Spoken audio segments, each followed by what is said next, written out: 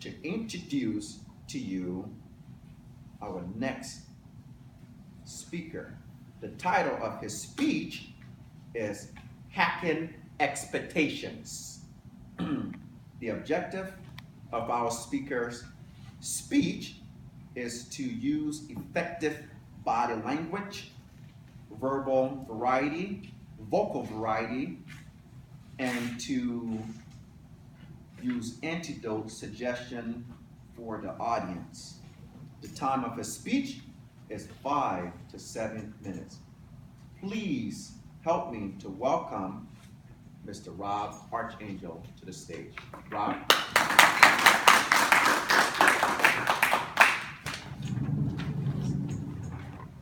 Good morning, ladies and gentlemen, most welcome guests. My name is Rob Archangel. Show of hands, how many people here have seen the movie Good Will Hunting? Pretty fun movie, right? How do you like those apples? That movie features a character, Will Hunting, who is a brilliant mind, genius mathematical intellect, and he is working as a janitor at a higher institution. And in the course of the evening, he'll figure out these complex proofs and establish his intelligence, but he does so secretly. That story is actually based on something that happened to a gentleman by the name of George Dantzig. In 1939, George Dantzig was a graduate level student at, I believe, MIT, a mathematician. And he showed up to class late one day or at the end of the class, and you can imagine his frustration. He comes in and, oh gosh, oh no, what happened? I've missed class. So he runs in and he sees on the blackboard a couple of problems, and he thinks, well, no one's here anymore. Can't ask the professor about it. These are probably the assignments for this upcoming weekend for the next course that I'm going to take, the next class.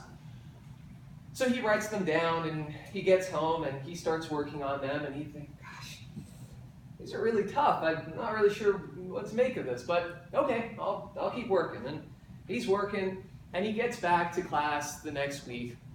Well, as it turns out, those two problems on the board were not the next class's assignment, but they were actually two as yet unsolved mathematical proofs.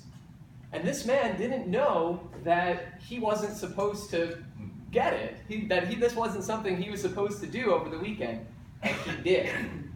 He ended up getting quite a bit of fame and recognition as a result of these mathematical proofs that he went on to establish and demonstrate the validity of.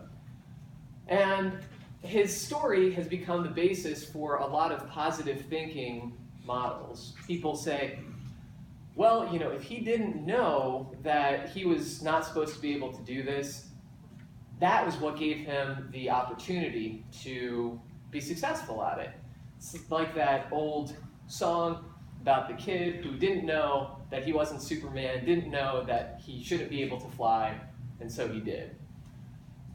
This morning, I want to talk to you about the idea of hacking our expectations. By not knowing that this was something that he wasn't expected to do, George Dantzig was able to be effective and to accomplish something that he otherwise might not have. This is related to something similar known as Parkinson's Law. Now, Parkinson's Law suggests that work will expand to fill the amount of time that we allot for its completion. I've had this experience before where I know that I have an assignment that is due, let's say, at the end of the week, if I'm in school or if I have a work project, and the week comes and goes and I dilly-dally, and finally, Thursday night before the Friday due date, I'm scrambling and I don't start until 8 or 9 o'clock at night, and somehow I get it done. The teacher has allotted a week to do it, and yet somehow I've taken up that entire week, even though it only took me a few hours of hurried work at the end of the day. Perhaps some of you have also had this experience where you have a project and let's say you have a couple of hours to do it. And then all of a sudden you get a phone call and you have to be somewhere in an hour. Lo and behold, you're actually able to get this project done in time. You're able to hustle and make it happen. And this speaks once again to this idea of expectations. When we create an expectation of slowness, of inefficiency, we often follow through on that. Conversely, if we create an expectation of efficiency and of effectiveness, we're often able to step up and make it happen. And so what I'd like to leave you all with this morning is this tip for hacking your expectations.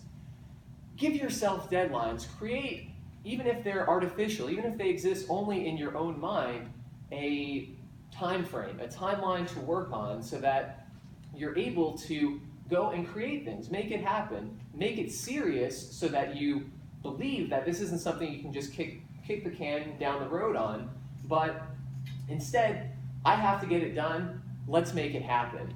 And by doing that, you might find that your productivity increases and that your efficiency increases and you're able to exceed even your own expectations. Mr. Toastmaster.